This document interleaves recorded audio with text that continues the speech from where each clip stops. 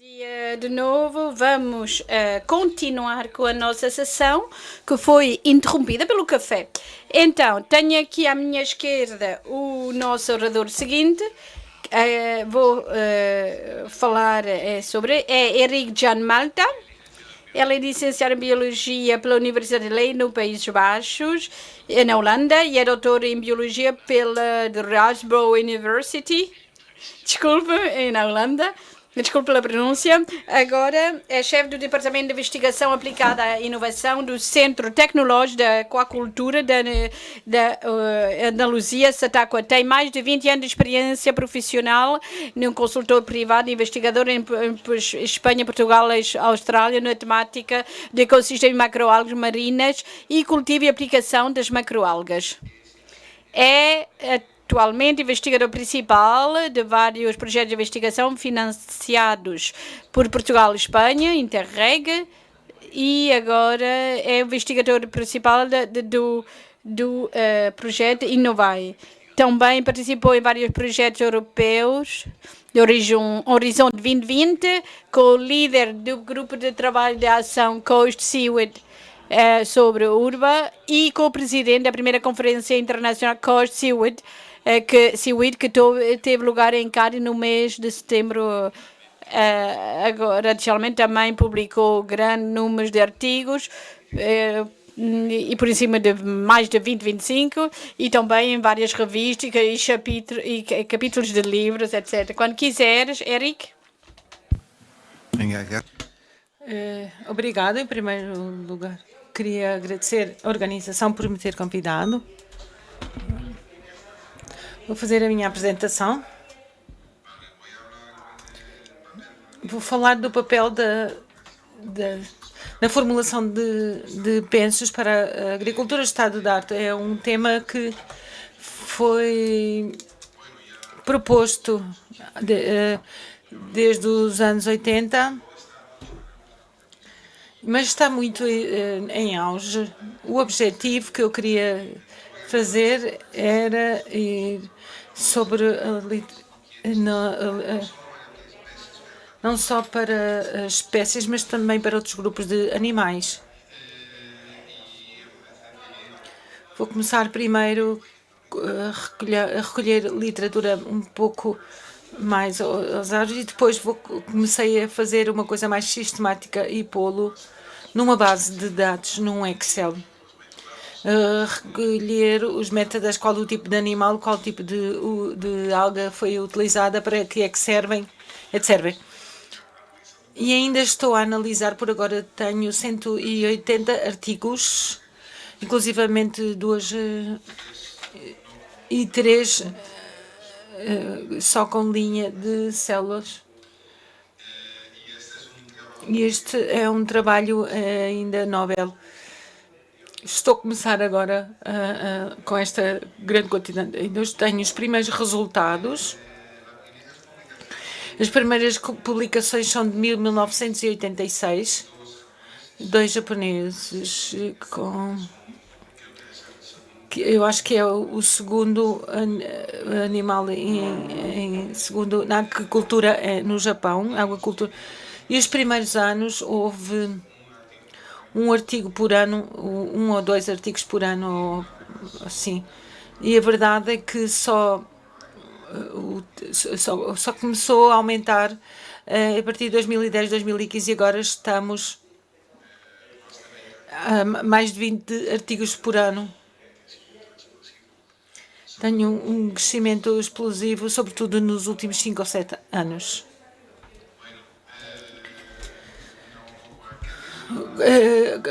Qual é o tipo de algas que estão a investigar? Embora a minha base de dados esteja um pouco... Estou convencido que tenho uma grande parte da literatura em todas as algas, mas a maior quantidade de ensaios foi feita com uva, que é uma alga verde que tem uma vantagem, tem uma dissolução cosmopolita, e só faltam a Antártida. É uma alga que se pode cultivar facilmente. Costuma ser muito abundante, sobretudo em desperdícios humanos, mas também das dos aquários, e também é muito versátil, tem muitas propriedades benefatoras, beneficiosas, e por isso é que há tanto trabalho sobre esta alga. Também há uma alga vermelha no Oriente, sobretudo, trabalha muito com sargassum, que não é tão abundante aqui no Oeste, mas sim na Ásia. E recolhi todos os géneros de algas com os que com os que se trabalhou, muitos géneros de algas vermelhas e também das algas verdes. Só se trabalharam com 3 géneros, que são, porque há muito pouco. É verdade que há menos peixes de algas verdes, mas a diferença é chocante.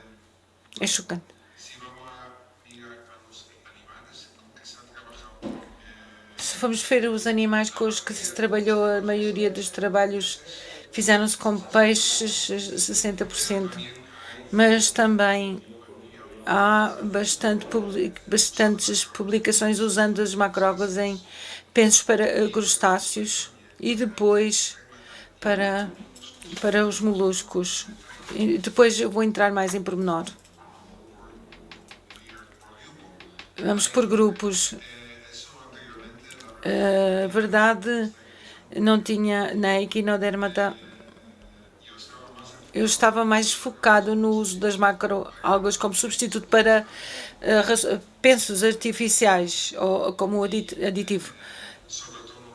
Sobretudo os iriços comem macroalgas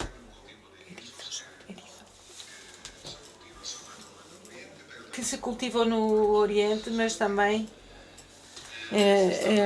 em países europeus, além de no Oriente. Alimentam-se com pensos artificiais, porque têm maior nível de proteína, então crescem mais e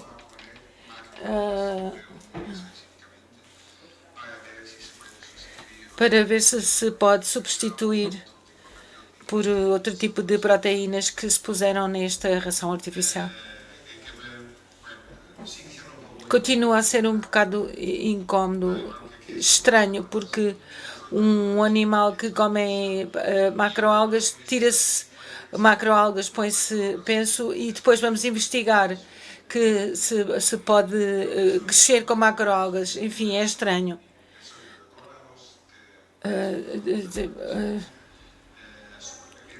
A sobrevivência com os imensos, com a posição proximal, sobretudo ácidos gordurosos. Nos eiriços também há bastante identificação no pepino do mar, sobretudo na Ásia. É um detritivo. Então estão a usar algas secas e pulverizamos. Enquanto aos moluscos, há já investigação entre mais ou menos 3 grupos de espécies.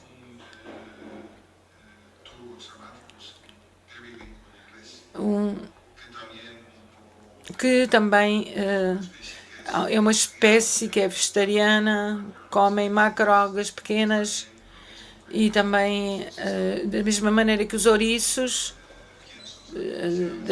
estão a dar rações artificiais e agora estão outra vez para substituir alguns ingredientes desses espécies por macroalgas. Então, o mais importante é a Aliotis, que é o molusco mais valioso do mundo, que tem um preço muito elevado. Há muito consumo, sobretudo na Ásia, de novo. Há produção praticamente em todo o mundo, mas sobretudo na África do Sul e também na Europa. Não sei se a nível de produção já há empresas, a nível de investigação, sim. A outra espécie que eu fiquei surpreendida que são A mesma coisa que os leones são a mesma coisa que os ouriços. Os abalones comem algas per natura e então fizeram-lhe a mesma coisa, trocaram macroalgas por e agora estão a ver outra vez se pode substituir ingredientes dessas espécies por macroalgas, que logicamente está bem com este animal porque é a sua dieta natural. E estão a dirigir qual é a espécie de algas que está melhor, que a espécie de vida está melhor, e então é muito mais específico. E isto é um tipo de investigação curioso, mas muito bom, nos abalones, que está muito avançado na África do Sul. Há viveiros e como precisa de água, mas precisam da água. Esta água precisa ser depurada e tem que tirar o amónio e utilizam macroalgas. E este mesmo ulva alimenta outra vez os animais. Então o bonito disto é muito eficiente, recolhe 90% de harmônio e a alga não se vende, mas fica na empresa e junta-se outra vez ao abalone. Aqui a alga tem uma dupla função, é um biofiltrador, limpa a água, mas também a colheita utiliza-se para o produto principal, que é o abalone. E a maneira como fazem os ciclos em azul é os abalone e o ciclo verde são o cultivo de uva. Eu acho que é um dos sistemas mais avançados do mundo. E tem muitos destes na África do Sul. Enquanto os ostiones são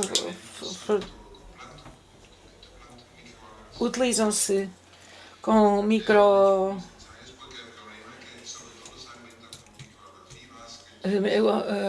alimenta-se com microalgas vivas, que para os ostrones juvenis tem que ter esta cultura das microalgas, que tem os seus riscos de colapsas.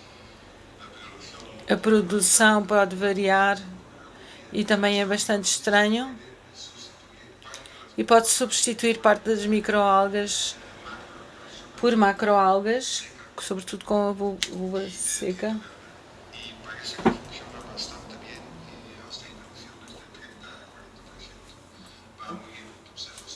Então, as ostras filtram a macroalga e pode digerir também como se fosse microalgas.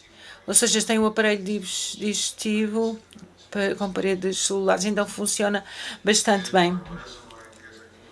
Só há 3 artigos, mas parece que ser uma mini investigação interessante para os bivalves em geral. Agora vamos aos próprios peixes. Fiz um top 5, o que tem sido mais investigado.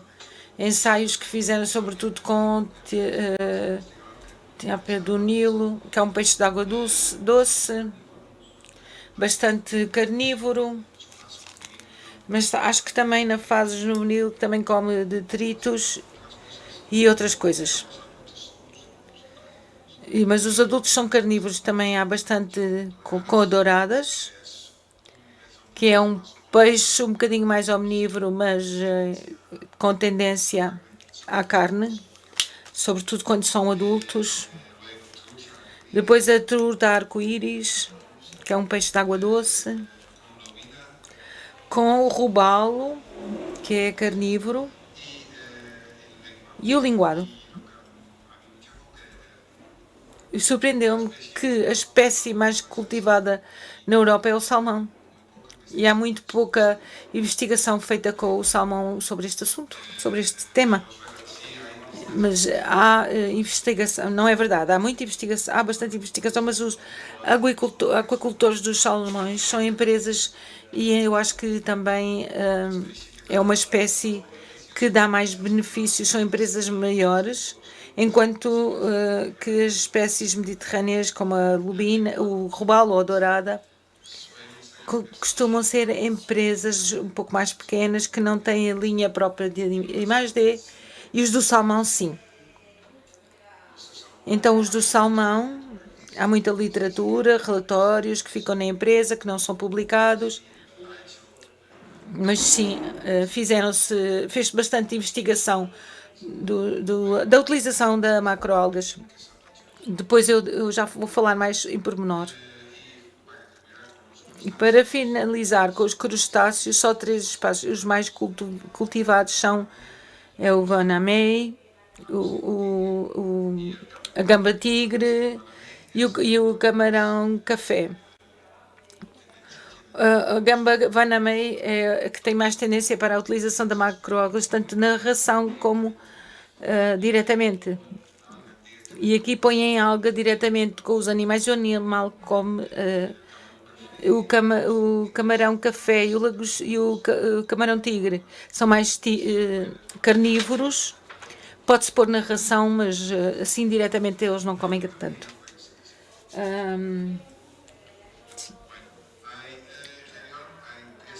Em geral, há 3 tipos de usos que já vi nas apresentações anteriores, como o substituto que é um composto nutricional, que tem valor porque tem proteínas ou hidratos de carbono. Em geral, utiliza-se em forma de farinha, com uma inclusão maior de 5%. E então altera-se a formulação da ração. Põe-se menos folha ou menos farinha de peixe e tem que balancear a formulação para fazer isoproteico, isonutricional, etc. Depois há a fórmula de adição, que são compostos funcionais. Geralmente são extratos. Inclusão menores de 2%, inclusivamente há entre meio e 1%, e na realidade isso não muda a formulação da ração, é uma adição funcional. E depois há uma mistura que só se viu com crustáceos, deitam-se algas frescas vivas, mas também se põe como adição em rações artificiais.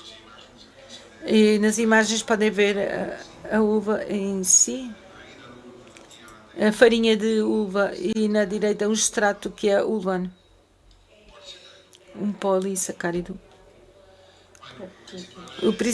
As principais respostas estudadas em peixes e crustáceos foram enviadas sobretudo para substitutos a fatores de rendimento, como o crescimento, a convicção alimentícia, índices biométricos, a composição próxima, em nível das proteínas, composição mais específica, gorduras, aminoácidos,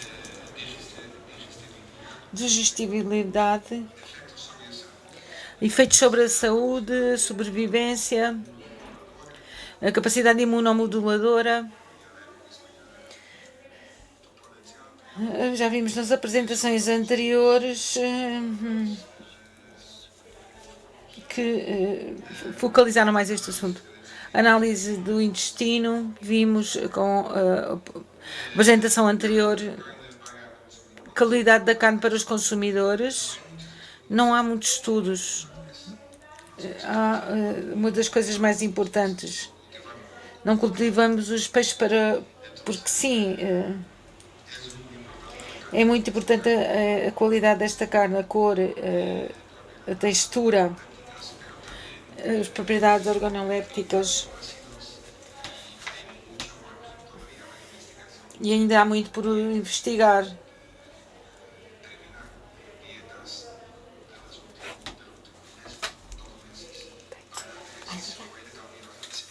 Para ver se se pode alterar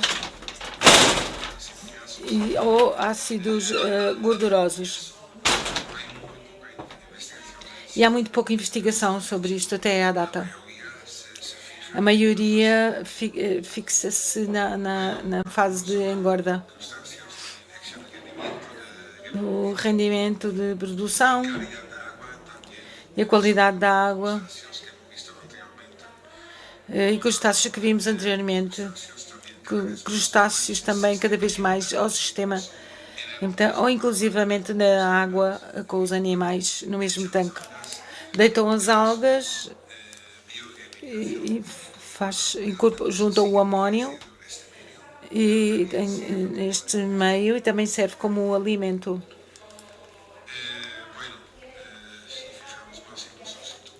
Se olharmos mais para os substitutos, o que vimos nos resultados é que fizeram incorporações entre 5% e 30%, quase todas as espécies de peixes. O que se vir, e também vimos nas apresentações anteriores, entre 5 e 10% pode-se incorporar e substituir ou soja ou farinha de peixe sem efeitos negativos. Inclusões mais altas costumam dar efeitos negativos sobre o rendimento provável, sobretudo os mais carnívoros.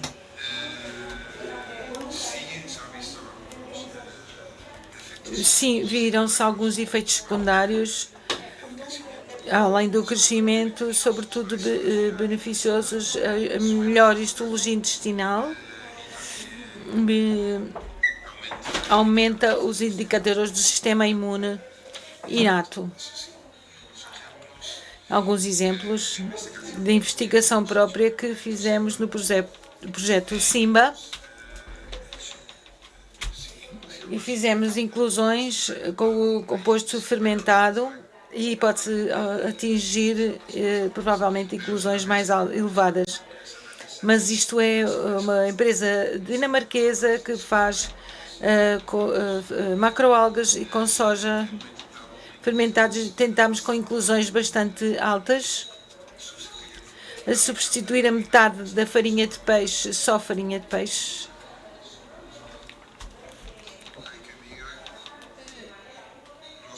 Os dois primeiros e o controle que está no final, e sobretudo o segundo composto, que é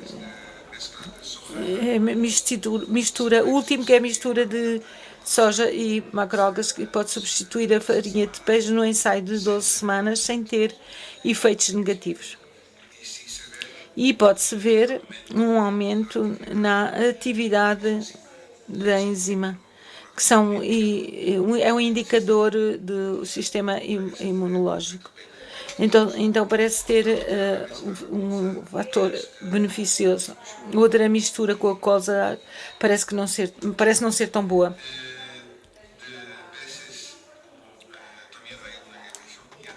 Aqui há uma edição do ano 2020, embora em 2020 já se publicaram mais de 50 artigos,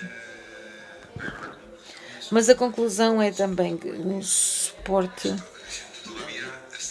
ainda estamos a começar a ver bem como é que se podem usar as macroalgas como substituto.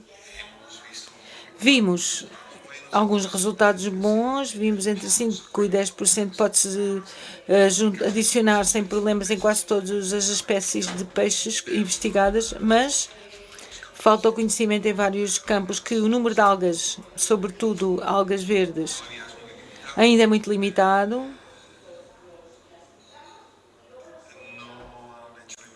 Não fizeram investigação qual é nos métodos de cultura das algas, em qual é que se pode melhorar o conteúdo nutricional para melhorar a digestibilidade. Isso pode ser um funil.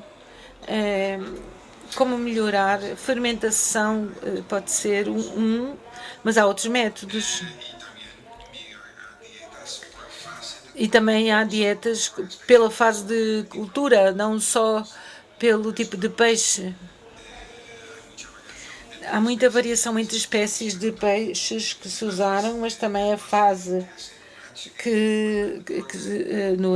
no engorde ou nas dietas finais para melhorar a qualidade da carne.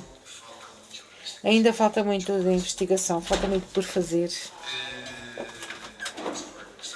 Tem também rações para crustáceos. Fizeram até 50% de farinhas de proteínas.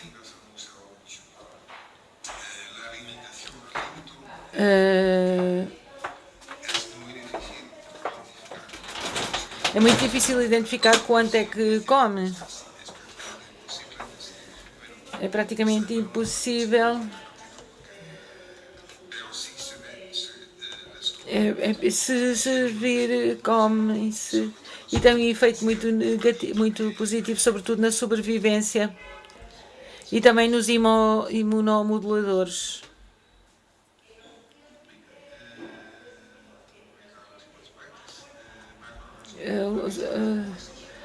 Compostos funcionais é um campo muito interessante. Antes eram extratos especificados, extratos de água quente ou extrato alcoólico, sem quantificar. Agora estamos mais a trabalhar com extratos muito específicos, polifenols, polissacáridos. A maior parte dos estudos foram feitos com polissacáridos UVAN, que têm muitas propriedades em muitos dos campos. É uma substância interessante. Em geral,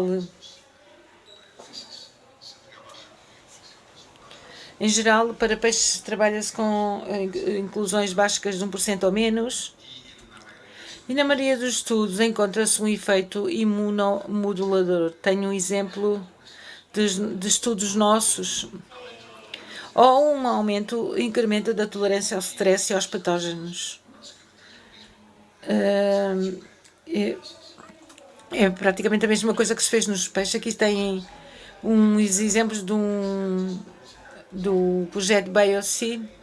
Trabalhamos com extratos de polissacáridos, com sacarina laticíma e a uva onoi, com 2 tipos de álcool. Fizemos testes adicionais, testes de resistência ao stress e vimos que os peixes não comeram muito bem, não houve diferenças na sobrevivência. O índice de conversão alimentar estava bem, o crescimento estava igual, como se fosse uma dieta de controle. E se virem na gráfica, as dietas, que são as 3 barras à direita, não houve diferença significativa em quase nada. E o que se via em algumas enzimas que são imunoestimulantes, via-se um aumento de dietas com extratos de macroalgas e também se podia haver uma melhor resistência ao stress. Aqui está outra investigação que fizemos, um projeto Immunoalgae, que acabou este ano com extratos de polissacáridos de 3 macroalgas, uva e dictiota, que são mais ou menos os mais comuns nas costas andaluzas. Experimentámos a atividade in vitro com linhas celulares e também a prova nutricional e teste challenge. A atividade in vitro é o que estão a ver aqui, é uma linha celular de oxigênio, que é um indicador de efeito imunoestimulante com diferente concentração de extratos de algas, que realmente o que foi um pouco menor é a gracilária, os extratos de uva, correu bastante bem, inclusivamente o extrato da dictiota, mas tinha a desvantagem que se pode confundir esta espécie de alga com uma nova espécie que temos na costa. E então tivemos que descartar a utilização por outra. em como as atividades da Mosima, sobretudo na Etiópia, a atividade da lisozima e a atividade da proteasa, a uva e a Etiópia tinham efeitos significativos. Então, com esta bactéria só não houve diferenças significativas. Isto é um tema que tem que se estudar mais aprofundadamente. Também se fez uma revisão disto em 2000, uma revisão muito profunda e muito boa, mas só nos peixes, que tinha a mesma conclusão. Costuma ter efeitos positivos substanciais sobre a saúde e crescimento dos peixes, mas o problema é que há muita... Isto também vimos nós nos nossos estudos, há muita variação entre as espécies, entre estudos, espécie de peixes e de algas, e é complicado extrapolar os resultados para uma coisa mais geral. Parece que é muito específico tanto pelas algas como pelas espécies de peixe. E é necessário estandarizar os pigmentos e ver o mecanismo de funcionamento para poder avançar mais neste campo. Conclusões: macroalgas em gel, tanto na forma de harina inteira como de extratos, têm potencial como substituto da matéria-prima, mas sobretudo, o mais importante, mas como aditivo alimentar. Os estudos in vitro indicam a capacidade imunomoduladora e o aumento da tolerância ao stress, particularmente com polissacáridos de macroalgas, tanto também da Dictyota, parece ser um polissacárido muito interessante. Isso também se viu tanto em peixes como em crustáceos. A digestibilidade relativamente baixa, falando em peixe e crustáceos, dificulta a percentagem de inclusão, a fermentação ou outro tratamento prévio que poderia ser uma solução. Para aumentar os efeitos de nanoestimulantes, pode-se contemplar a nanoencapsulação dos extratos. Isto poderia aumentar os efeitos, mas isto temos que ver no fim do dia. O que conta é que estamos numa indústria com umas margens bastante curtas. Um aquicultor só vai utilizar isto se puder demonstrar que vale a pena o preço mais alto utilizar essas rações. E fico por aqui. Obrigada pela vossa atenção.